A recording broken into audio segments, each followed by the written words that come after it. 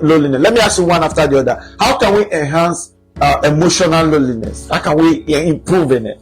To discuss the improvement or addressing the issue, you got to understand the fundamentals of the two aspects of loneliness.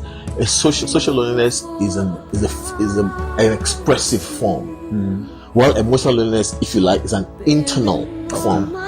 So when you're lonely from a social point of view, there's a lack of expression, of outwardly expression.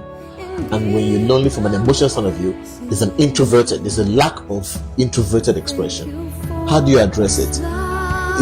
You won't do it overnight. You need to first of all identify, as best possible, the formats based on the age or gender of the person, the format of the individual. What I mean by format, the growing up history, okay, the tools around him or her, what is available to the person.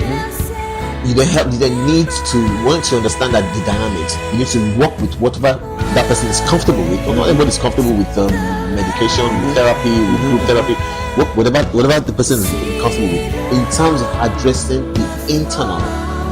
Now with the external, you can't force external. Yeah. As in when I say external, I mean with the social loneliness. You can't force it. You have to understand what makes that person tick, what their interests are, and try and boost or encourage the more interaction from a social point of view. Okay. And it's a slow process. It's one of those things when you say when people say they've seen the GP quite frequently, or you get referred to groups, to group therapy. It is a form of improving and increasing social awareness, which then helps to deter social loneliness. Okay, absolutely fantastic. That is something that has to come from in out. So you need to start building that kind of therapeutic involvement, engagement with the person to see that how he can heal him or herself from the inside in order for the outside to actually work. Because if you look at it, if you're actually emotional, if you are the introvert person and you really don't say anything, people will not really know how to help you. Okay, very, very important. Now I want to ask you another question. How does loneliness affect us as individuals and as a society? It's a multiplication of one. So if you have an individual, imagine you have a family of 5, mom and dad, 3 kids, or mom and mom, whatever the dynamics are, and the second child is not expressive, is an introverted person. You get to a situation where as she goes through adolescence, he becomes more and more introverted, which is not a problem.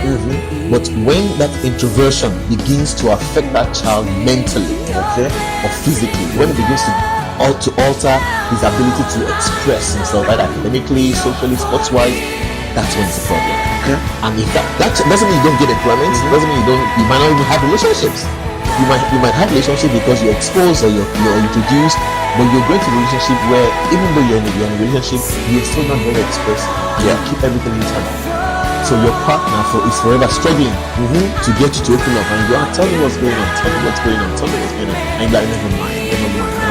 So that's when you take that individual into the society. So this is one person who, on his own or her own, is beginning to feel lonely.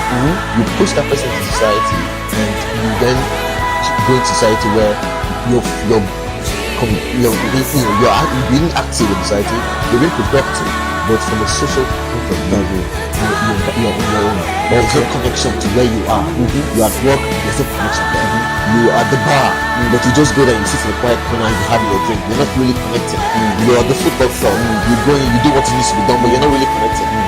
That's how you can multiply that by the various. Absolutely fantastic. I told you you're going to gain a lot.